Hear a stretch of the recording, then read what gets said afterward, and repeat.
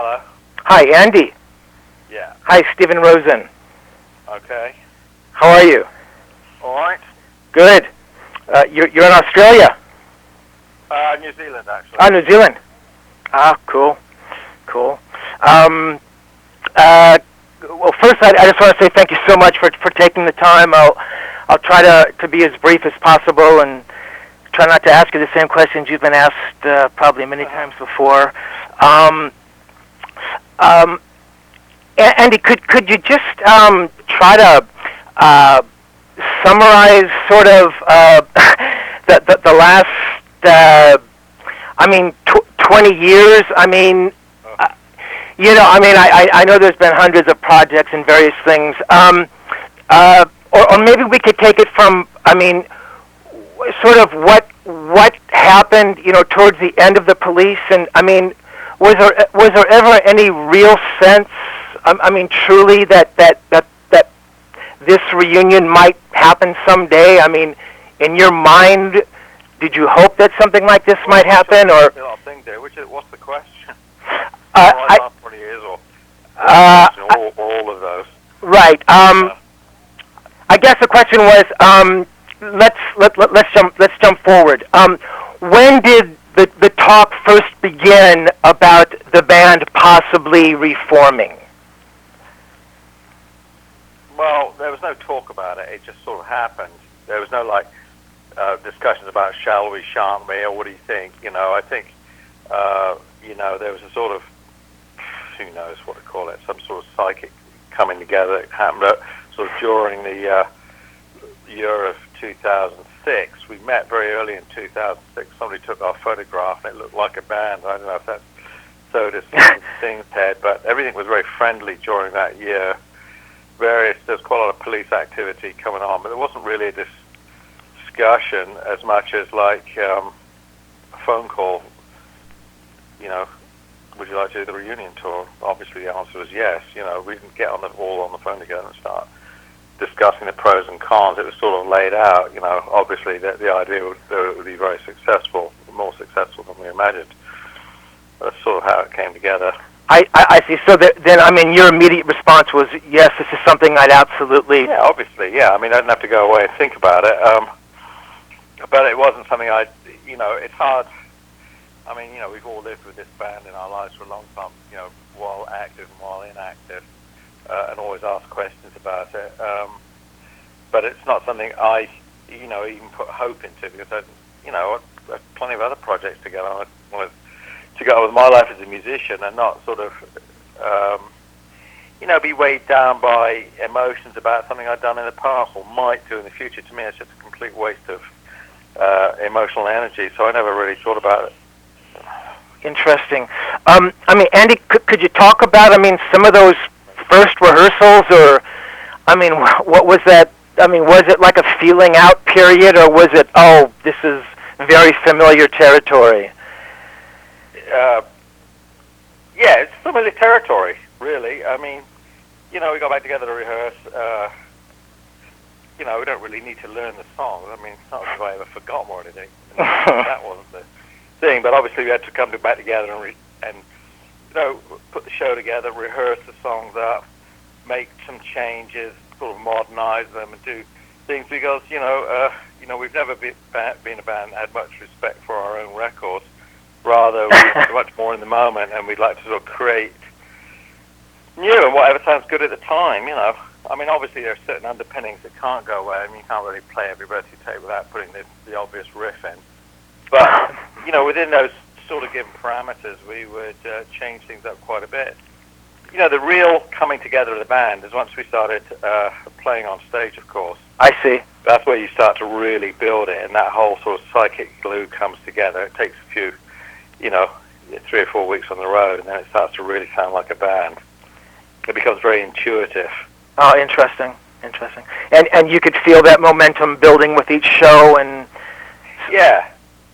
I think we played for the first 2 weeks. We came to LA and played. We had great shows, but once we started crossing the United States and playing all across the country, that's when it really felt like it started to come together for me. Interesting. It gets sort of looser and tighter at the same time, and much more instinctive and intuitive. where to go in the moments. You're like hoping to create moments on stage. Absolutely. Not necessarily defined by the structures of the song. Interesting. So, I mean, as you mentioned, you didn't necessarily have to relearn the song, but you mentioned... Well, obviously not. They're not very difficult songs, not to me anyway. Yeah, no, but I meant just, maybe just, going over some of the parts, or, I mean, was anything kind of, difficult for any reason to kind of... No? No, I've been playing much more difficult music, and you can talk about that later, about in the years in between. No, so not difficult. It's much more, about getting the three of us to be feeling everything at the same time. And there's generally more discussion, let's say, about where the bass line and the drums are going to handle it. I tend to float over the top and make all these other kinds of parts. In some sense, I'm sort of freer. So, no. I mean, yes or no, whatever the question was. Right, no, I understand. And I mean, was it sort of, was it sort of a tacit acknowledgement of sort of like the songs that you kind of had to include in this set? I mean, you mentioned every... Well, yeah, I mean, we can't get all the songs in the set because we'd be up there for about 5 hours. I mean, in all immodesty, sort of almost every song we've got is a hit. So, Definitely. yeah, we built one show. You've got to play Roxanne. You've got to play Car Challenge. You've got to play Message in the Bottle. I mean, there's certain ones that are absolutely expected. People pay a lot of money for tickets these days, and it's sort of a different now. It's not like when we were starting out, we were playing in clubs, and maybe we were looser. It's almost like with a lot of bands of our stature, I suppose. You're on, and people pay high tickets. It's a big show, and you have to deliver the goods in a certain way.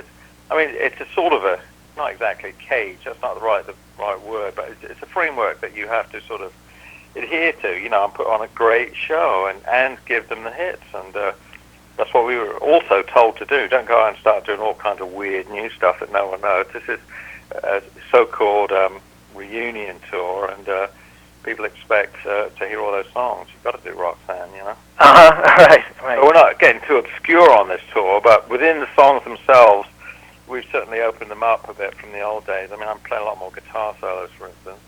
Oh, really? At the moment where it's much more creative and open. Yeah. I mean, Andy, could you talk specifically about some of those songs where it's opened up a little bit? Well, like, World is Running Down now is a big, guitar feature. Every song is a guitar feature because there's only 3 of us, so right. I'm covering a lot of territory on the stage. But I did a pretty long solo in the middle of that one, and the drums and bass change all the way through, and then we have a kind of a unison bass and guitar line at the end. So it's things like that. Play much longer solo in So Lonely. There's a big jam in Roxanne. It depends on the song, but the parts have changed somewhat, unless it's like an absolutely famous riff that I have to, most of them are, actually. Yeah, they are. I can't really get away from it. You have to come and see it. Obviously, you didn't see the show. Yeah, no, I haven't, unfortunately. I mean, I'm sorry to speak from... All would be clear. Yeah, absolutely. Gear-wise, Andy, I know it's still the Telecaster. I mean, was it always going to be the Telecaster? I mean, during these intervening years... I play the Telecaster. I'm actually playing, I've got my Stratocaster and the Telecaster, which are basically the 2 guitars I played throughout those years with the Police in the 80s. Both of the ones I'm playing on tour are copies. Oh, they are?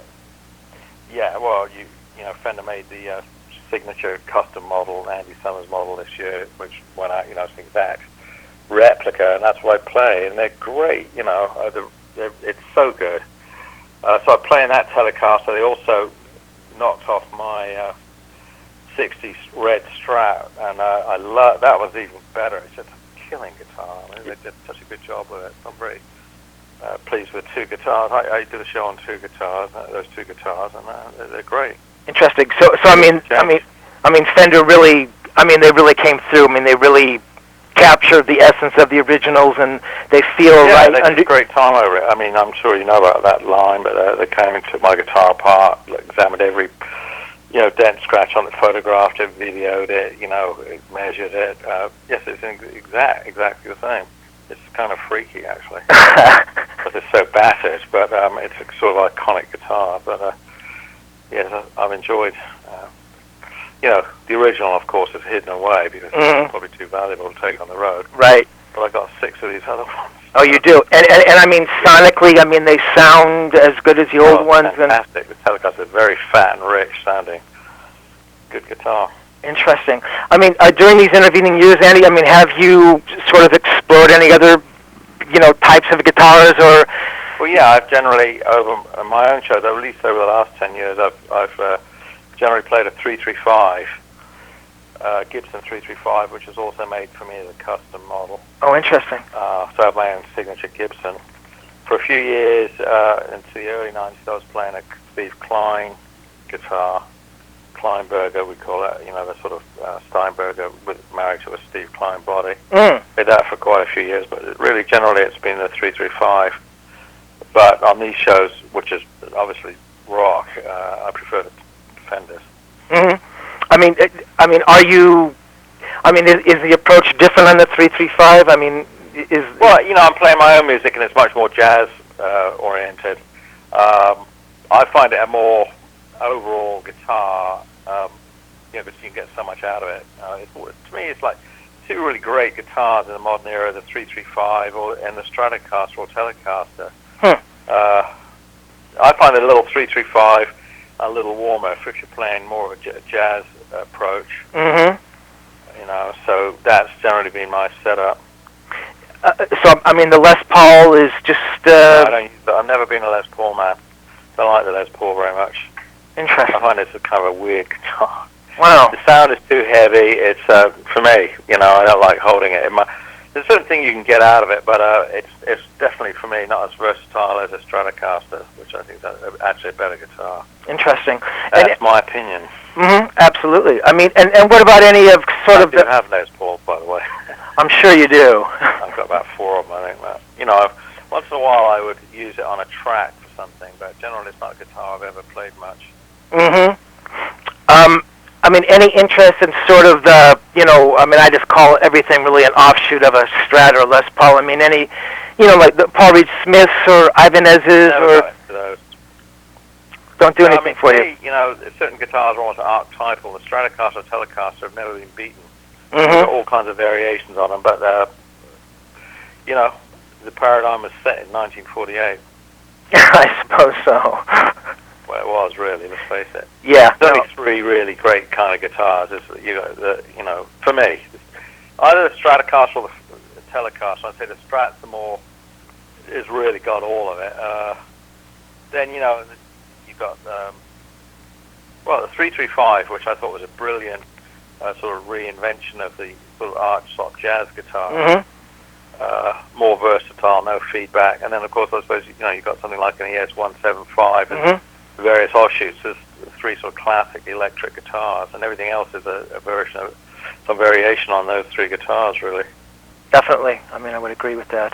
I mean, in terms of the Strat, Andy, I mean, like the vibrato bar is, a part of your lexicon, but I use it a lot in this show. Oh, really? I really got into using the Whammy bar a lot, more than I used to. I don't know, just kind of like it at the moment. I've got an incredible, pedal setup. I've got Bradshaw rig and the Strat, and it just sounds amazing. It's a shame you haven't heard it. Was that it was there, and it's just this gradual thing of using it more in what you were playing? No, I've been playing, like, as I said, on my own shows, I've been playing the 335 a long time, so it's a very different approach, different phrasing, much heavier strings, very different, it's much faster, improvised kind of bop approaches to guitar playing. Now playing rock, I do bring a bit of that phrasing into it, but there's a lot of real intensity to it, particularly with using the Whammy bar. It just seemed very appropriate in the solos. The kind of intensity and level of it, visceral excitement you're using, rather than the more subtle sort of architectural solo you do in a jazz setting. So this is, the rhyming bar just became a good part of it for me. Interesting. It's like singing and then suddenly bringing vibrato and a high point in the solo. It's not for everyone. Some people don't like it, and I've enjoyed it. Yeah, absolutely. You touched earlier on the Bob Bradshaw rig. I know that back in the day that you were using the Pete Cornish rig, and just over the years, I mean, has the evolution of sort of that outboard stuff and those various things, I mean, has that lent itself in terms of you expressing yourself, well, all right, here's my take on all that shit. Yeah. Is this a technical interview, or are we going to talk about music at all? Well, it's a magazine called Player. Are we being too technical here? Well, it's all tech heads. To me, it's all boring. I can tell you what I do. When I came back to do this tour, for years I've been using a pretty small pedal board with not much on it. Obviously a bit of echo delay line, one fuzz box kind of thing, called a clon. Sometimes chorus. I've stopped using chorus. Not much, just enough to give some, sustain. Coming back to do the Police tour was obviously a much different deal, and we had to get a huge kind of stereo arc in the sound. So, basically what I did is, I'm not a tech head at all, so I take some interest in stuff coming out, but I'm not I know there are total pedal junkies out there, but I'm not one of those people. I'm much more into playing without all that. I understand. But I started to talk to people and what was sort of going on, and what pedals, and I talked to a few guys, kind of got the idea of it. Now I talked to Bradshaw, find out what the setup was. So it's different in the old days. It's much better. We went in the late '80s. We went through a digital phase. And I had a Bob Bradshaw rig, which was very digital. And the thing I didn't like about that, after having played through a Pete Cornish board, and actually, being a sort of pedal stomper for a few years, was it was too taken out of my control, and I felt like it wasn't as artistic for me, because someone else was setting the sounds, and I really, I like to be almost sort of hands-on when I'm playing. So with the Police tour, I sort of come somewhere in between that, because it's sort of gone full circle, and the way Bob Bradshaw builds his rigs now is, I have several pedals, all of which I sort of researched, tried loads of them out, and decided which ones I wanted, and then they're all inside the rig on drawers, actually as pedals. Then we have digital equipment, and then the whole thing is run through, a switching system, Bob Bradshaw's thing, and that's it. So it's like I've got this fantastic palette of color, as it were, under my feet, and then, I program it all up according, to each song. So, I see. On stage, I know, I've got this set of switches on this chorus, this verse, solo goes here, so on and so forth. And I also did the speaker setup slightly differently this time. We've got the dry signal in the middle and the stereo effects on the outside, which gives it a very big sound. It's very lush. Interesting. Very big, with gorgeous echo. And the final touch on that was, that I don't, once I programmed it all and thought about it all, is that it's operated for me from off stage. Oh, wow. In fact, my tech guy has the remote, so he makes all the moves. Wow, that's unbelievable. Which frees me up to be in the center of the stage on 20 foot from the pedal board. I go to the guitar solo and it kicks straight in. Obviously, it can only be operated by a musician, because if you can't count the beats and know where the bar begins, you wouldn't be able to do it. No, exactly. My guy's totally musical, and so we, it works. It's beautiful. Wow, that's incredible. That's how it's done now. I suppose. I mean, in talking about that, Andy, I mean, going out in 2007, I mean, with the Police, and I mean, is it anything like the world it was back when, you were still using the... Well, yes and no. To some extent, you do the big rock concert when we're playing stadiums everywhere. It's sort of a leveler. So, not to say there's a sameness in a boring way, but, basically, we walk out every night onto the same stage that's constructed every stadium or show we're on. So we keep it very uniform, so we always know where we are, know what we're doing. We walk out, and there's just 50 to 80,000 people in front of us with their arms raised. So there's a sort of, the music itself is sort of a unifying thing. So it doesn't matter whether we're in Mexico City, Japan, or Australia. We kind of, it's not radically different. People are coming, they're people, they want to have a good time, they know the song, and that's what we get, So there's this great little comfort zone that comes with it. I mean, yes, it's different in 2000 doing it than it was in 1983 in the sense that the whole operation of putting on these big shows has gotten so much more sophisticated and smoother. Everything's beautiful now. It runs like clockwork. It really developed the whole touring industry, I'd say, from the 80s until now. So it's actually very, very pleasant on that level, the way it operates. I mean, is there still a sense of, I don't know how I would describe this, adventure? Or, I mean, is there still the chance that, because something, maybe a pedal might not work, or you've got to... Oh, I've had a couple of terrible moments. One was at Dodger Stadium. This happened to me twice, and I think we figured out what it was. Too many cameras on the back, as the song goes. Yeah, twice. Dodger Stadium was like the living nightmare of being a guitar player. Like, you wake up in the night in a cold sweat. You get the guitar, the volume just disappeared after, say, 4 songs in. And there was nothing I could do about it. It was just like an absolute nightmare. It happened to me in Buenos Aires on the first night, and it also happened at Dodger Stadium. We figured out if there's too many cameras or something that interfered with the radio signal. And the only way I could get around it, which is ghastly, was, I had something like 4 different fuzz boxes in the rig, is to put them all on to get the volume up so that I could be at the right, volume.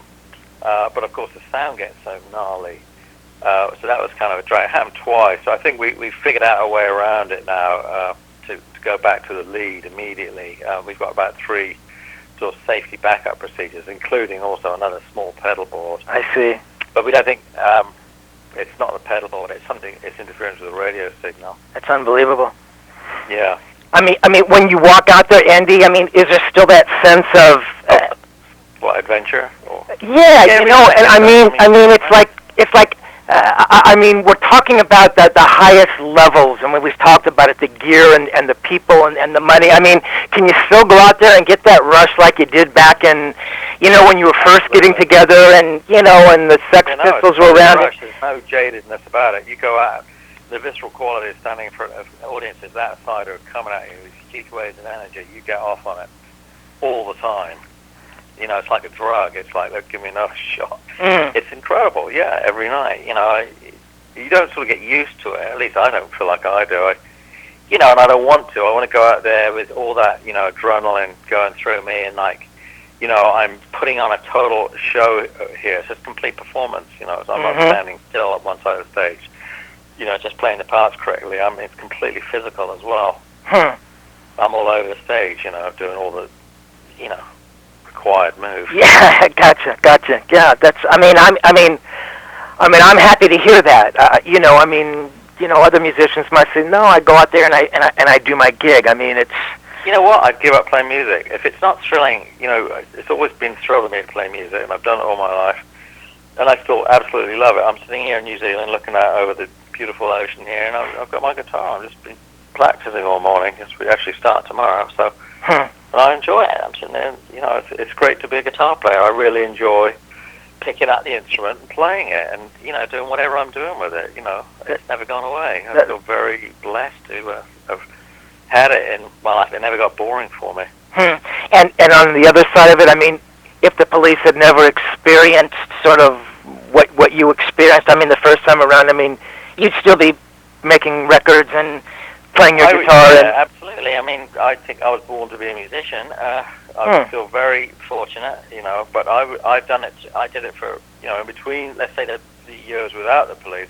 I never stopped playing. I made 14 solo albums, did loads of collaborations, toured relentlessly, and never stopped trying to get better at what I was, set out to do when I was 12 years old. Wow. You can read about it in my autobiography if you want. I have it. Put that in, we'll put that in the article because it's coming out. Came out about 3 weeks ago in Japan. It's called One Train Later. Right, I know that. Yeah. So the whole story's there. I mean, could you just speak a little bit, Andy, about? I mean, the idea of why did you want to write the book, and I mean, when you began working on it, and yeah, I mean, it's just I think.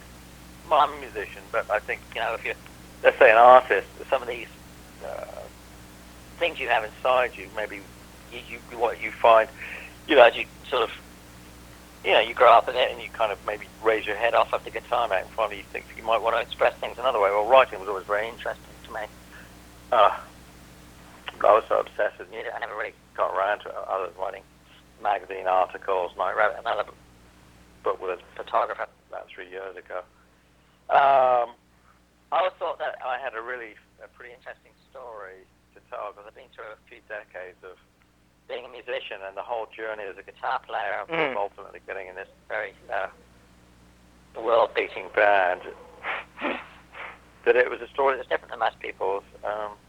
So eventually I got down to it. I always felt that I had a book inside me, and my own story I thought would have a lot of interest to people.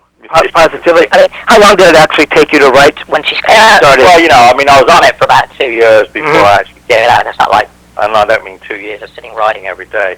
I wrote the first draft, which was about 800 pages, which obviously was ludicrously long. Wow, that is long. And then started to chop it down and edit it until I got it down to around the 400-page mark. I mean, I went through a few stages. It's very difficult trying to write a 400-page book. It's like climbing Mount Everest. Because also, not as well as getting the story down and a good linear narrative, but you've also got to, write it, sort of poetic prose. So you have to learn how to write. Absolutely. It's really about writing. For me, it was a wonderful experience, and one which I hopefully will repeat before too long. Really? You would do it again? Oh, absolutely. Wow. I love writing. I want to get started on something else. Then I started showing it to people until I eventually felt, well, I've got it about as far as I can, and now it's, time to, get it with a book company. So, then it's the usual thing, getting an agent, get someone to boss. Oh, really? Classical. Along with that, it's come a lot of music that I opened up to me, a lot of Brazilian music as well. I don't sit around listening to rock bands. That's not something that's very interesting. Partly because I feel like I did it so long, and there some interesting groups have come up, like Radiohead have been super interesting, but I'm not like rushing out of the door to listen to every new rock band because they're still pop songs. I know that structure, that format. I sort of feel like they're ideas that I've already processed and done. So I look for much more arcane sources. The head where you keep your music is a sacred space, and so I don't like to violate it with loads and loads of shit. I just I know what I like. It's like you'd have to look at my iPod and see what I listen to. Yeah, exactly. My kind of whole musical, the musical computer in your head is built from many different sources. I don't really go out listening to every new thing that's on the market. It's more like I let it come to me, and or I talk to other musicians, and you hear something interesting. But interesting. So that's it for me, And you still have your studio there in by the beach there, and you're in there all the time, and well, obviously not much at the moment. Yeah, of course. On the road. I mean, the state of like my head for the tour is, obviously I'm. We don't play every night because the show's too big, but we probably do about 4 shows a week, which is much as you can do moving a stage and 120 people. Wow. It's like a small city moving every night, Wow. So we actually physically can't, on my own. If it's my own trio, I play like 6 nights a week, no problem. I would prefer to play every single night. Would you really? Oh, yeah. I like to play a lot. Yeah. I suppose the ideal really is like 3 on 1 off, 4 on 1 off, or whatever. But it's we only do sort of 2 back to back if we're in the same city, and then we can pull it off. But the show is very big, so it's just physically impossible to move everything. It's out of control. But anyway, the point I was about to make was that, being on the road and being in the total intensity of a tour like this and doing all that, and, part of you sort of starts dumbing down, so I feel like the only thing I can play on the guitar is the Police set, It's like I had a whole lifetime, a whole other universe of playing music, and then suddenly it's like, this is all I can do.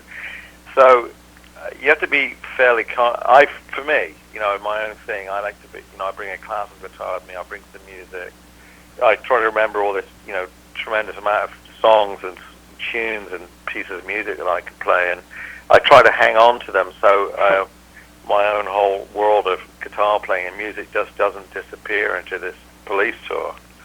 You know what I mean? I do. I have to sort of be conscious, like, no, you know how to play this, you know how to play that. This whole huge repertoire I have, because if I don't think about it, it's like anything, it starts going away, and then, at the end of a year and a half, I have to come out and relearn everything. So, I'm conscious of it, like, being in the Police is not the only thing I do by a long stretch. So I try to keep, try and keep it awake, as it were. Sure. And Andy, you touched earlier, you have a photography book out that you've been yes doing signings for. Yeah, to go along. Yeah, as we this is Japan, I got the autobiography, which came out, I think, on about the 12th of December in Tokyo. Also, I have this other book, a Taschen photography book, called "I'll Be Watching You." That came out in February '06 as a collector's edition, which is now sold out. Wow! But they released the let's not say cheaper, but the more affordable version of that book. Not quite as grandiose as the original collector's edition, but as this is for Player magazine, I'll be. It depends when it comes out. In Tokyo next month, I have a photography show opening at the Rolling Stone Gallery. Oh, really? Yeah, and obviously that book will be on sale in Japan, and it's called "I'll Be Watching You." Yeah. And it's all the photography I did of the Police from the beginning till the end. Well, not all of it. Obviously, it's basically a very small fraction of it, but the book is all. The photography is all about the band from the inside that I did during those years. And obviously, you've always been a photographer. That's just something you've been interested in. It's not. I started really in the Police, but it became a sort of a sub-career that I've had, and it's really got invigorated with over the last few years. This book was being done. It was completely not planned to go the tour or anything. It was just an incredible coincidence that we suddenly announced this tour right as the book was coming out, but of course that didn't hurt at all. So, I've had, 12 or 13 photography exhibitions throughout the duration of the tour so far, and continuing on into '08. Wow. There's one in Sydney opening next week, big show there, and then it goes to Tokyo. That's amazing. At Rolling Stone Gallery. Wow, that's unbelievable. Yeah, it's a lot of work. Yeah, I'm sure. I guess just it just must be nice. And I'm not saying without the one these other things wouldn't happen. But having this extraordinary success with this music band, and maybe allowing that to shine a brighter light on these other facets of you. That must be a nice thing. Anyway, doing this tour was definitely probably helped the book a lot. Just because there's so much awareness. It didn't hurt. But it was a total coincidence. The book was done, and all the rest of it. Yeah. Wow. That's got lucky great. on that one. That's terrific. Just a couple less questions here, Andy, and I'll let you go. This is a question, and I don't know if it has any real answer other than the obvious one. Here the Police get back together after 20 years. It's the most successful tour. It's being hailed as all of these wonderful things. Can you, other than the fact that yes, these are extraordinary songs, you said it before. That the band didn't initially intend to do this many dates. I mean, can you account for the unbelievable response to this in any way? I mean, well, that's an interesting question. I don't know. I think somehow, it reflects on the time we're going through and the state of the world, probably. Also, the state of music. It's, I can't read. I'm going to say there's not much left like this, at this level. We get just 3 guys come out because we do this with no backup singers, no other musicians, nothing, no theatrics, just the lights. And we're playing our instruments and singing those songs. It's sort of a unique event in that sense. Yes.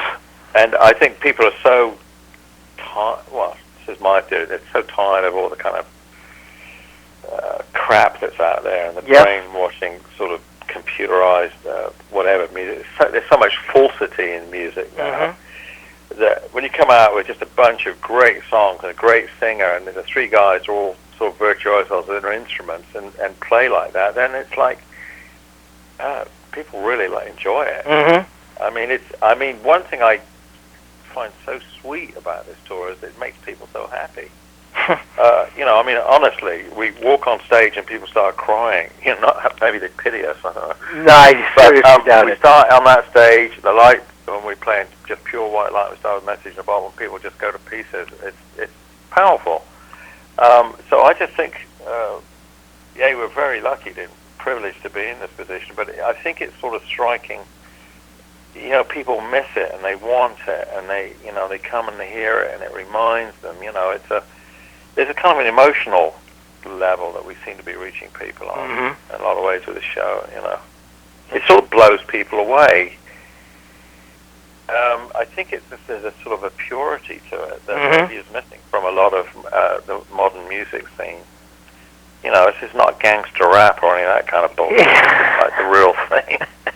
Yeah, no, that's a really intriguing take on it. Yeah, I never thought of it like that. That's what I got. And I'm saying from just what I witness every night, I go out on stage and I see this happen in the first few rows that I can see in the front. It's powerful. It's powerful for us too. Sometimes it makes me, I have to sort of turn away because I'm going to break down. Wow. Yeah, it's very sweet, and that's what I think it's about, It's like, the world, we did all this stuff in the 80s, and it was a better time in the world. There's always a problem, there's always troubles in the world, but right now it seems like a very dark time. And this is just for a few minutes, a couple of hours, there's a lightness to it. Because on the spiritual level, you hope people go away, feeling better about things.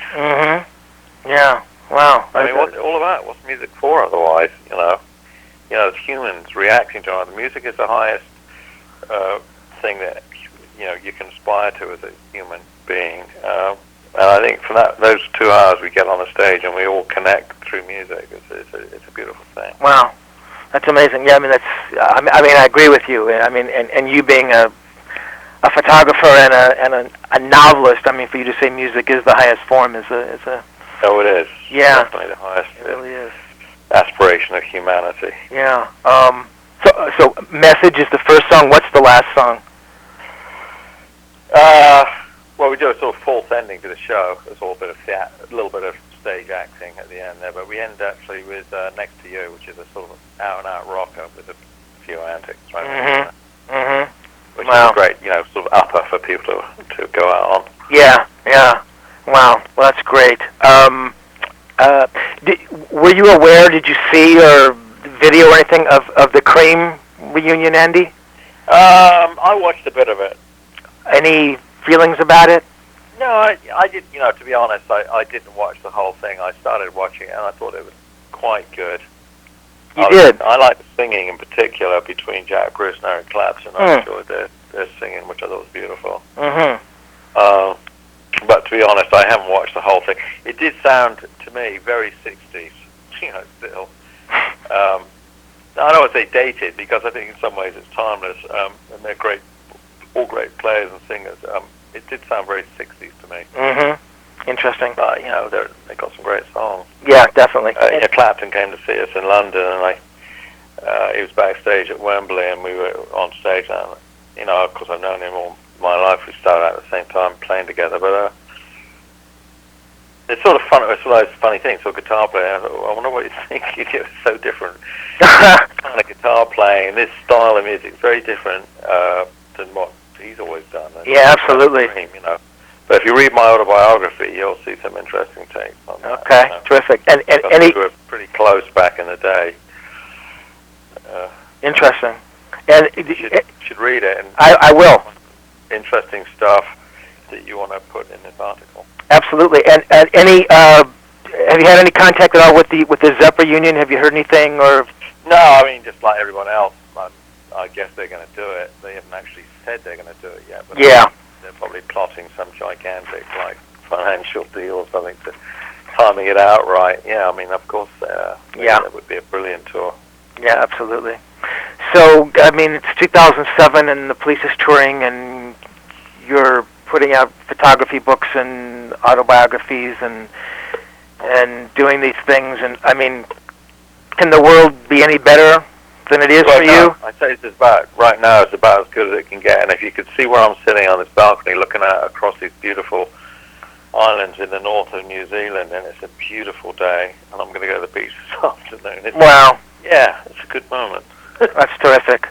Well, that's great. Well, I really appreciate your time, Andy. I'm going to go get your book, and Bye, Steve. I appreciate it. See you again. Take care. Take care, man. Bye.